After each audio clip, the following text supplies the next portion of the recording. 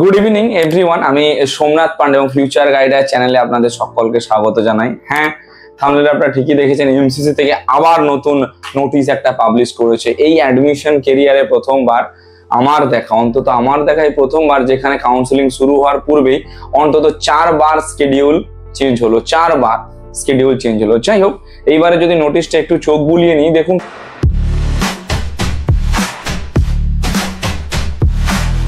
সবার প্রথমেই যেটা রয়েছে সেটা হচ্ছে যে কি, যেটা চয়েস লকিং এর ডেট ছিল 4 তারিখ পর্যন্ত আগস্ট মাসের, সেই ডেটটা এক্সটেন্ড করে 7 তারিখ পর্যন্ত করা হয়েছে সকাল 8টা পর্যন্ত।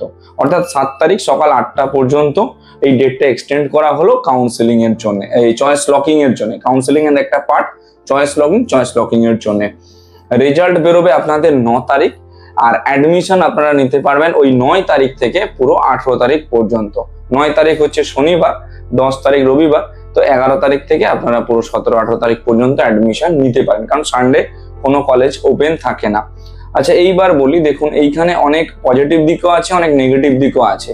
পজিটিভ দিক কি বলুন তো, আপনারা অ্যাডমিশনের জন্য 6 থেকে 7 দিন সময় পেয়ে যাচ্ছেন। অনায়াসে ধীরে সুস্থে অ্যাডমিশন করাতে পারবেন, কোনো প্রবলেম নেই, কিচ্ছু নেই, তাড়াহুড়ো করতে হবে না। ধীরে ধীরে আপনি ডিডি বানান বা টিজিএস করুন বা ক্যাশ ক্যারি করুন, করে নিয়ে অ্যাডমিশন নিন, অনায়াসে এগোতে পারেন। কিন্তু নেগেটিভ দিক যদি দেখি, দেখুন নেগেটিভ দিকটার কারণ হচ্ছে একটাই, বিহারের অলরেডি এই যে কেওয়াসটা সৃষ্টি হয়েছে, সেই কেওয়াসের কারণে অনেক স্টুডেন্ট বিহার থেকে রেজিস্ট্রেশন না করে তারা কিন্তু রেজিস্ট্রেশন করবে ডিম ডে। আবার যেহেতু ডেট এক্সটেন্ড করেছে সেই সেন্সে, তো এই যে ডিম ডে তারা রেজিস্ট্রেশন করবে, তো তাদের জন্যে কিন্তু এই কম্পিটিশনটা ডিম ডে যেটা অ্যাডমিশনের ছিল, সেই কম্পিটিশনের লেভেলটাও বাড়লো। অর্থাৎ যে ফিস নেগোসিয়েশনটা হয়তো 1,10,00,000 বা 1,15,00,000 বা 95 lakhs-এ ক্লোজ হতো, সেই ফিসের নেগোসিয়েশনটা এবারে কমানোটা প্রচুর চাপ হবে কমানোটা, কারণ অবভিয়াসলি স্টুডেন্টের ফ্লো বাড়ছে।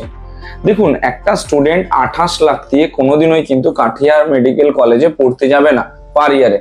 5 বছর ন্যূনতম তার ওখানে ফিস যাবে 1,40,00,000 টাকা।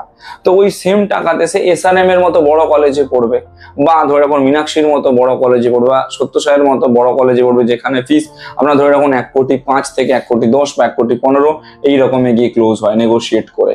তো সমস্ত প্যারেন্টসের উদ্দেশ্যে বলবো, আপনারা ভাবুন, চিন্তা ভাবনা করুন, এবং অ্যাডমিশন রিগার্ডিং যদি কোনো রকম কোনো হেল্প লেগে থাকে আপনারা আমাদের সঙ্গে কনসাল্ট করতে পারেন।